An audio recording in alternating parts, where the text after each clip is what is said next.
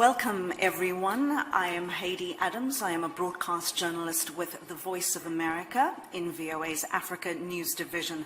And I'd like to thank you so much for being here to discuss a set of issues that is vital for our world's future and is a central part of the multifaceted engagement between U.S. and African partners, and that is of supporting conservation, climate adaptation, and the just energy transition.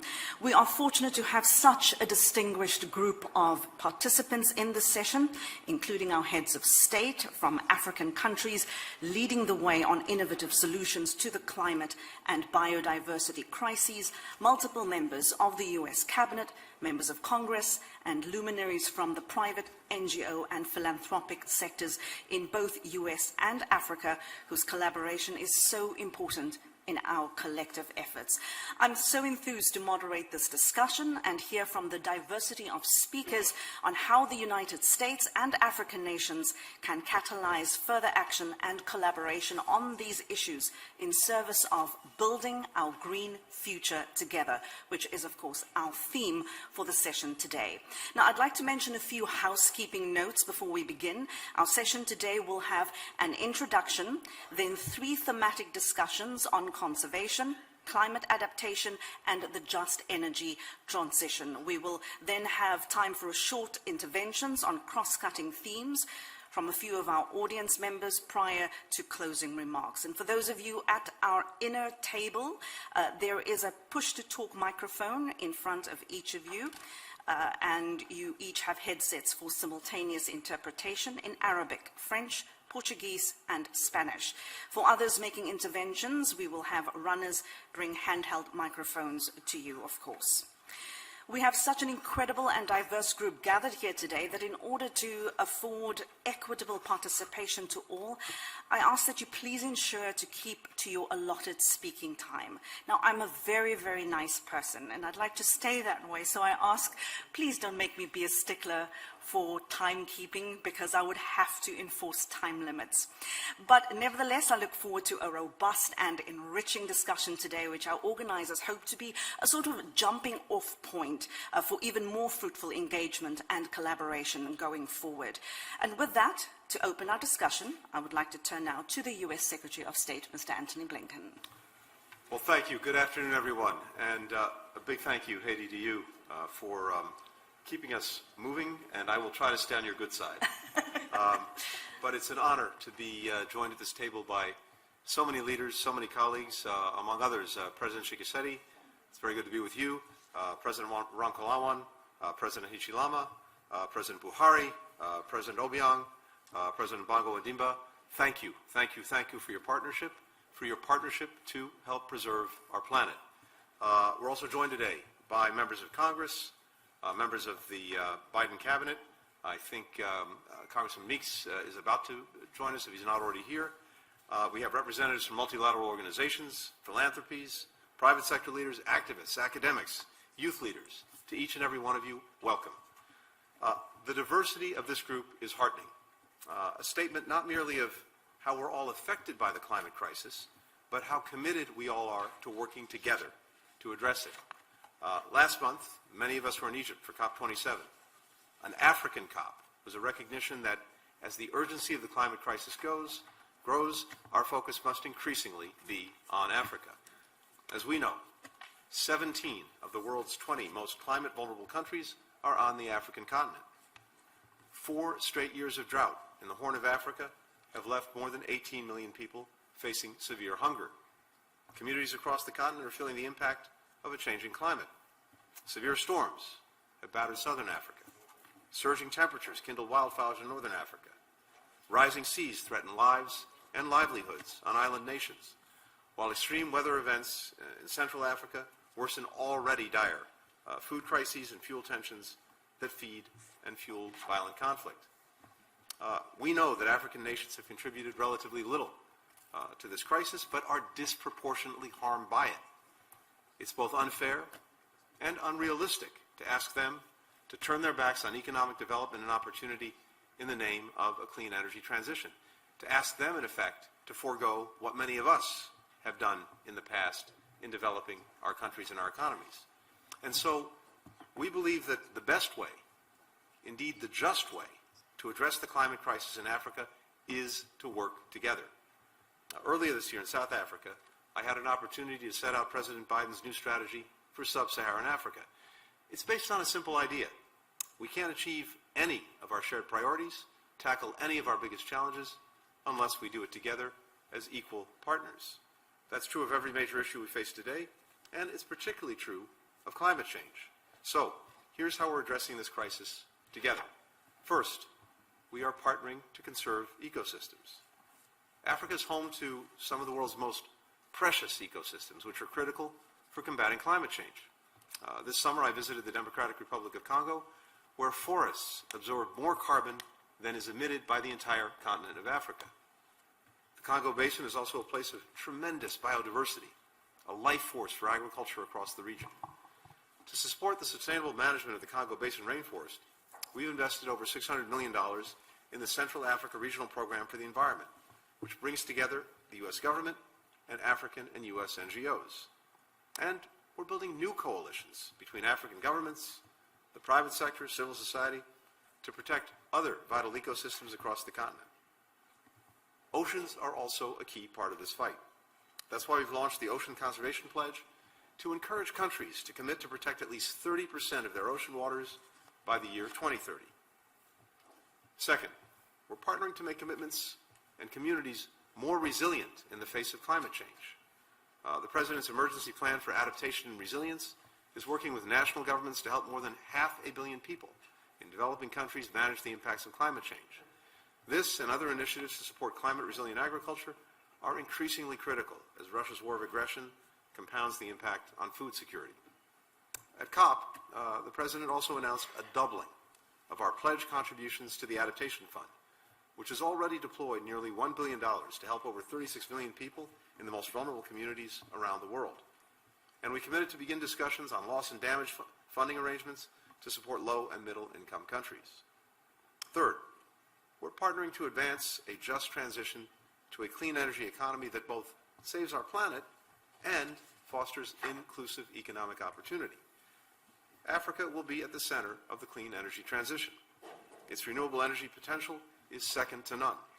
It's home to roughly a third of all critical minerals essential to the technology that will power the clean energy economy, like batteries for renewable energy storage and wind turbines.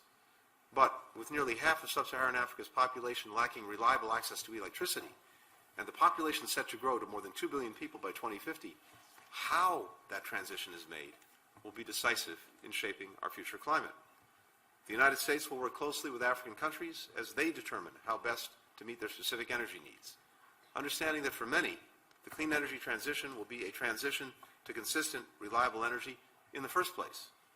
We'll do so through programs like Power Africa, which has mobilized the public and private sectors to deliver cleaner, more reliable electricity to over 165 million people in sub-Saharan Africa who previously didn't have access. We're proud to announce a new investment of $290 million in that program. Too often, those who are most vulnerable to the impacts of these changes have been denied a seat at the decision-making table. We're committed to changing that, including through the new Accelerating Women's Empowerment in Energy project, which is making sure that women have a say in how their countries move forward on clean energy.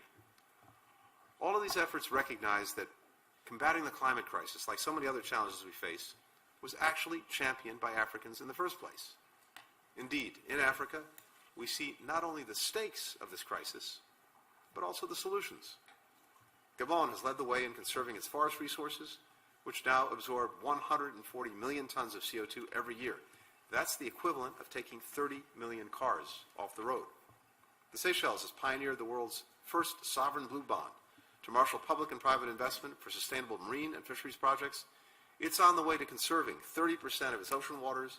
That's an area the size of Zimbabwe by 2030.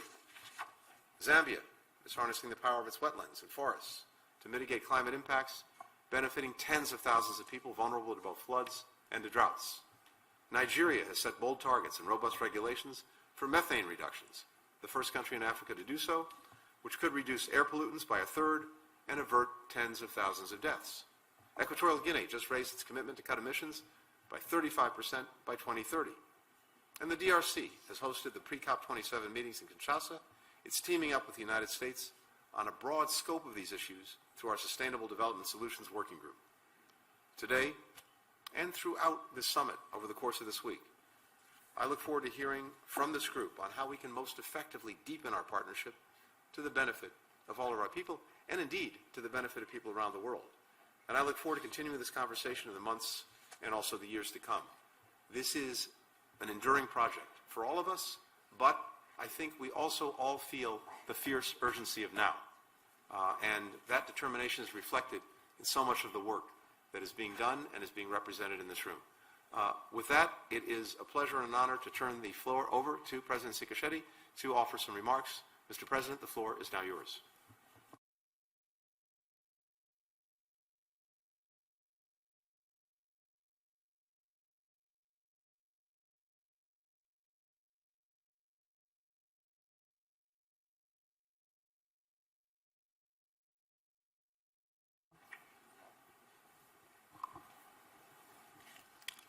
Voilà.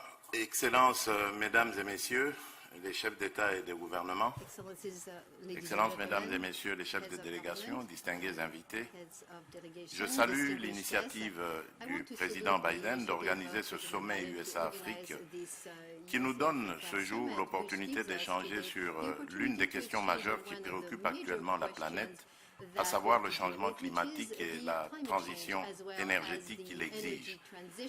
Puisque nous sommes réunis ici pour parler de lutte contre le changement climatique, permettez-moi d'abord, avec regret, de mettre à votre connaissance le drame que mon pays vit depuis quelques heures, cette nuit, par suite des pluies diluviennes conséquentes du règlement climatique qui ont causé des centaines de pertes en vies humaines et des dégâts matériels énormes qui auraient dû pourtant être évités si les engagements des pays pollueurs étaient respectés depuis plus de 13 ans. Toute ma pensée est tournée vers mes compatriotes en ce moment, victimes de cette catastrophe naturelle. Il est donc impérieux d'agir vite et maintenant. À ce sujet, la République démocratique du Congo se félicite du leadership américain, matérialisé particulièrement par l'Inflation Reduction Act, adopté le 16 août dernier dans le but principalement de réduire de 40% l'émission de carbone américain d'ici 2030. En effet, l'Inflation Reduction Act, bien que d'application locale, constitue une véritable source d'inspiration pour les pays africains, car elle démontre que la lutte contre le changement climatique n'est pas antinomique à la croissance économique. Bien au contraire, elle en est le moteur.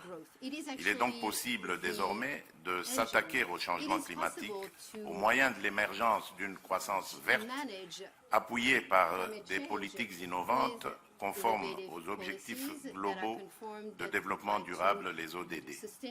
C'est pourquoi mon pays est disposé, grâce à ses minerais stratégiques, à s'associer avec les États-Unis d'Amérique dans un partenariat gagnant-gagnant pour atteindre les objectifs fixés par l'Inflation Reduction Act, dont la transition énergétique, qui ont un impact au niveau mondial.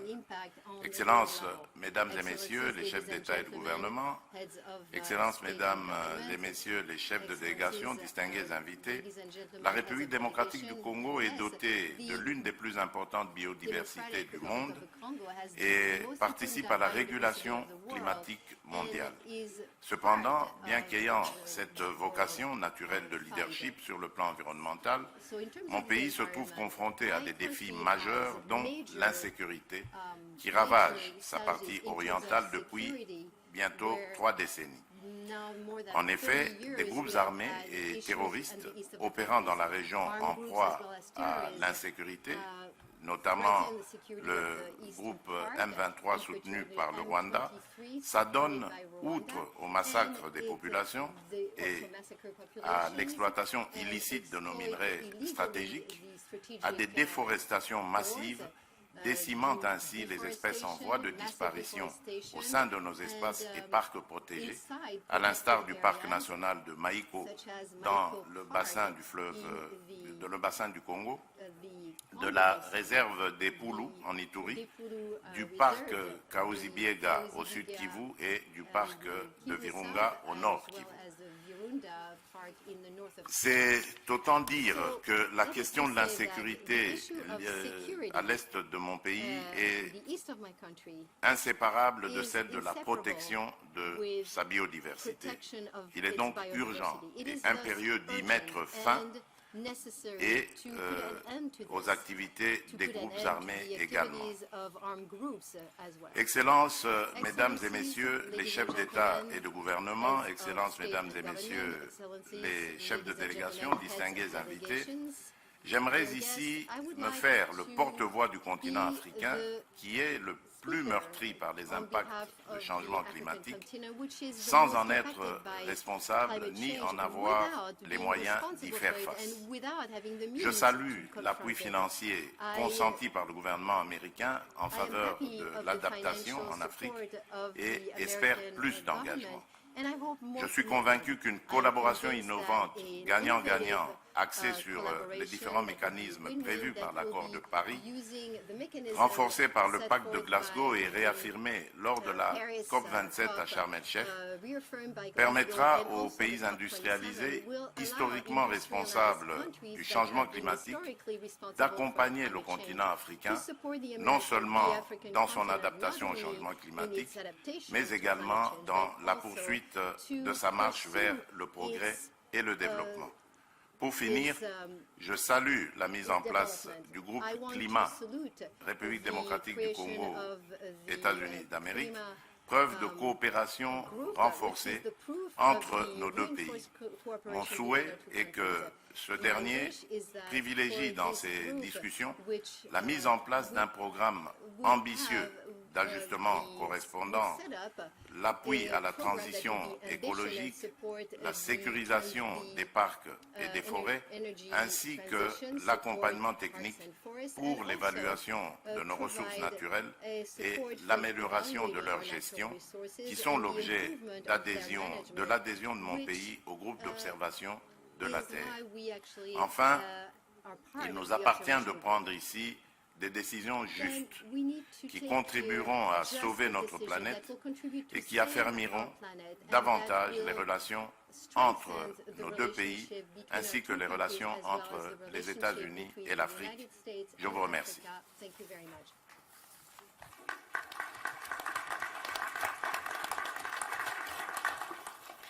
Thank you, President Tshisekedi and Secretary Blinken, for those important remarks to open our session.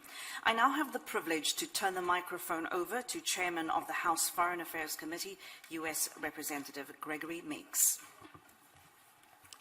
Thank you and good afternoon. Your Excellencies, heads of government, heads of delegations.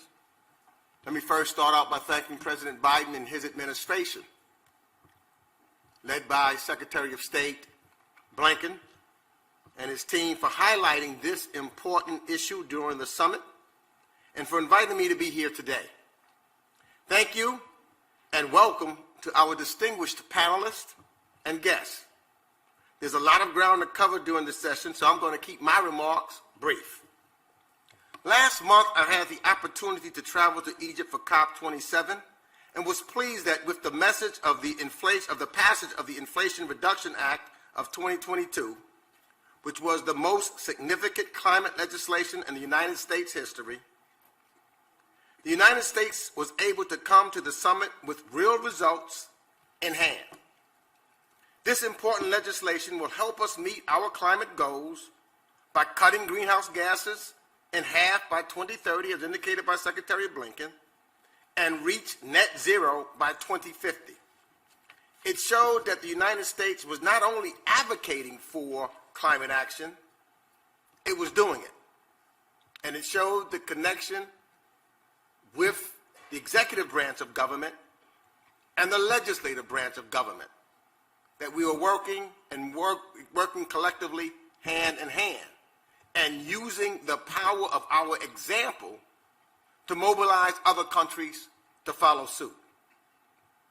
So when I became chair of the House Foreign Affairs Committee, I seized the opportunity to increase the committee's focus on climate change, its effects on vulnerable populations, and ways we can work together to find solutions.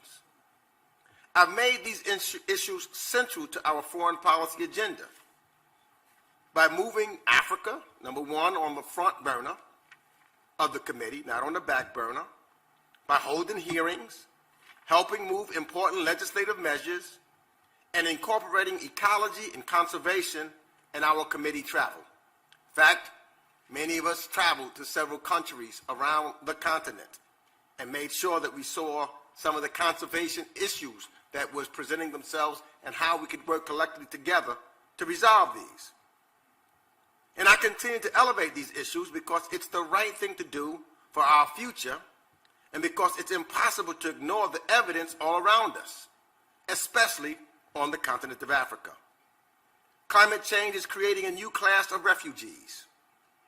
Animals unique to the continent are becoming endangered, due in part to loss of habitat. And it is a region facing a global green energy transition with less resources than wealthier economies. The United States, of course, is one of those wealthier economies. It is an economy that was built by industrialization, using the very fossil fuels that have contributed to the climate crisis that the world faces today.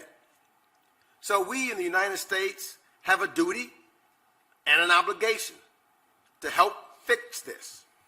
And one way is through increasing investments that support resiliency and capacity of indigenous communities.